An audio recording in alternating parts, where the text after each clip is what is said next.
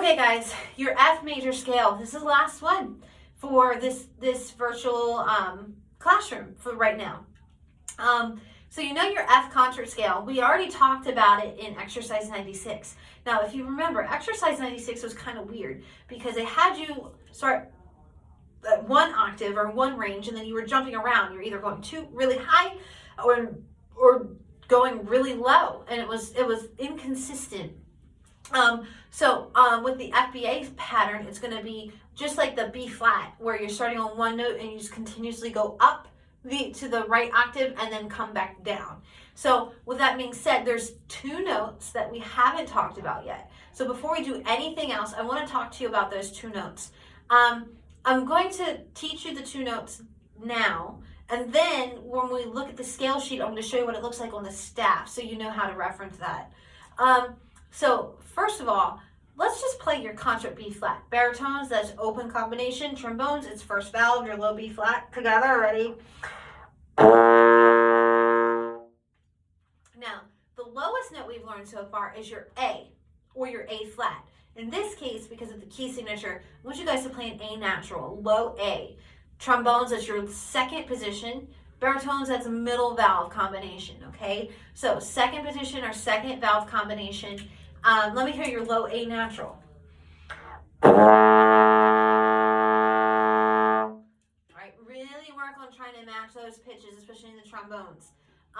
Now, the next note that I want to teach you that comes a little lower than is a little lower than the A is your low G. Now, guys, we've already learned G in one octave.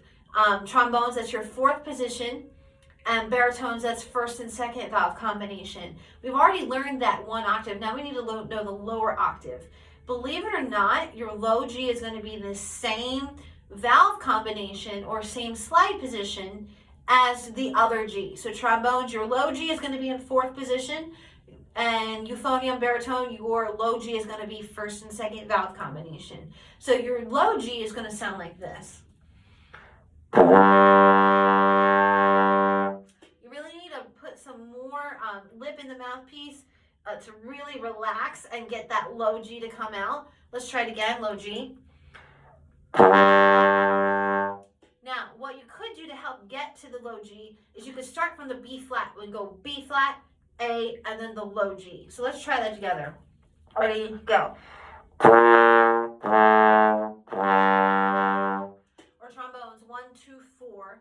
Or euphoniums, open, second, 1 and 2. Okay, let's try that again. All right. So now we're going to learn the lowest range of your instrument, your student model instrument. That is your low F, okay? It's going to be a little different because it's not going to be in first position or open combination like the other octave or the other F that we have learned. So your low F trombones is going to be in sixth position, just like your C. Baritone euphonium is going to be first and third valve combination. First and third valve combination for your low F. So your low F trombones and euphonium should sound like this. All right, let's try that again. Really relax. Put a lot of lip in the mouthpiece. Ready, go. So I want to make sure we're really relaxed and get a lot of air through the horn for the low F, okay? So we could also, to help us get down to the low F, if you're having issues trying to hit that lower octave, is to start again from the B flat and work our way down. So we can start from B flat to A, to low G, and then to the low F. So let's try that together. Here we go.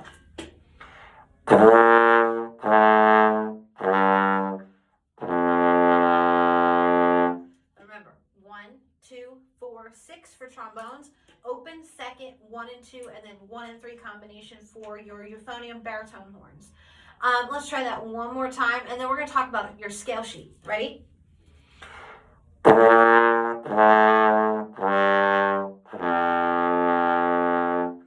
sure you use lots of air for the low F. You guys should feel it in your sinus cavities, okay? It is one of the lowest notes that you will ever play. It's gonna feel weird, or you'll feel a lot of tingles in your sinus cavity, but that's a good thing. That means you're getting to the low octave that you need to. So let's go ahead and flip the camera around and talk about this scale sheet that you have. To the scale sheet now. Let's find concert F major. It's gonna be the third one down. Baritones and trombones, it should say F major, just like this. Now check your key signature. It's the same key signature as exercise 96. Now, trombones and baritones, please be careful and let's be proactive right now. Check your key signature. It is B flat, 1 flat in your key signature. So guys and gals, your E's are all going to be natural, second valve or second position. You do not want to play an E flat. You want to make sure you're playing an E natural. And you know what I'm going to do? If I was a student in Wellington Landings Band, I would take my writing utensil and I would look at the E and I would put a 2 underneath that note. So I know that I need to play that note right now off the bat. Second position or second valve, okay? Remember the low F and the low G? That's what those guys look like on the staff. Low F and low G. Not as low as you think, but make sure you cross-reference those or, to what we just played or what we just learned. And then there's your A and your B flat, and then you know all the rest of the notes. So before we do anything else, let's go ahead and mark your music.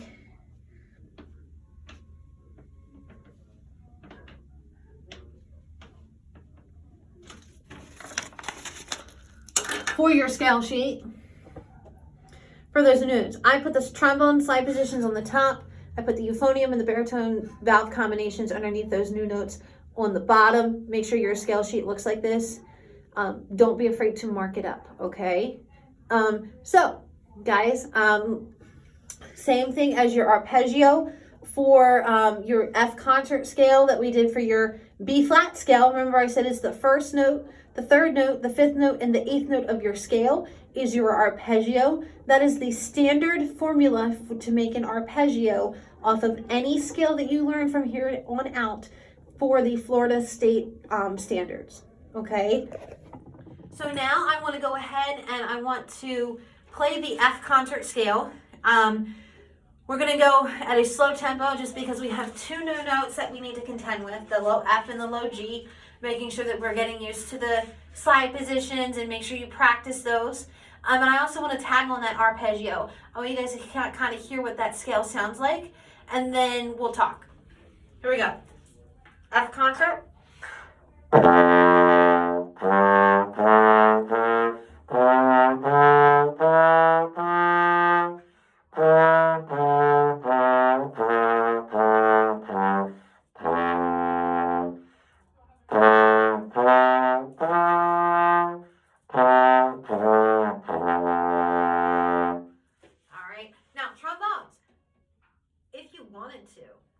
I just had this thought.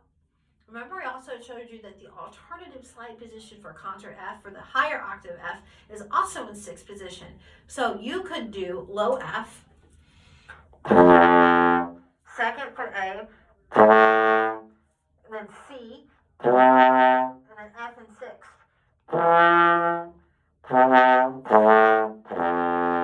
Rather than going back and forth between 6th and 1st. Whichever your preference is, if you want to do the F, the higher octave F in 1st position rather than 6th, I'm okay with that. I'm just trying to help you guys out, and if that would help out and make things a little easier on you. So guys, here's what I need you to do. We need to make sure that we are isolating the arpeggio like we did for the concert B flat scale, learning each note individually on that arpeggio because that's all new to us. Also, guys, make sure that you're going through your F concert scale at a slow tempo to get that low F and that low G to come out and to make it clean. Remember, the rule of thumb is you have to be able to do the scale 3 times in a row before we can move on and get a little faster with our tempos, okay? So we don't want to go really slow and then all of a sudden go really fast and then we have a big train wreck. Now, same rules are going to apply for this scale as it did for the concert B flat. We are going to need the FBA pattern in cut time. So here is what I'm looking for your video submission after your practice session for your concert F major scale in the FBA pattern cut time.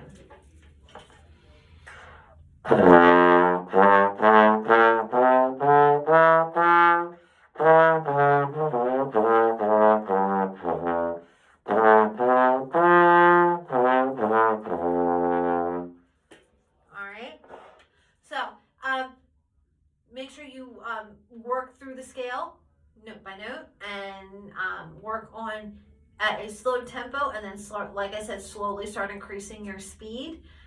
If you have any questions or concerns, please don't hesitate to email me again. I will have my email up. You can ask me any question you want in regards to your scales. 1,000 questions a day is fine with me. I just want to make sure everyone understands. And if you're having an issue, like I said in the other video, we will find a way to sit down and do like a video conference, or for me to walk you through it through email. So it'll be a little easier for you at home, okay? Good luck, guys, and I look forward to seeing you guys soon. Bye.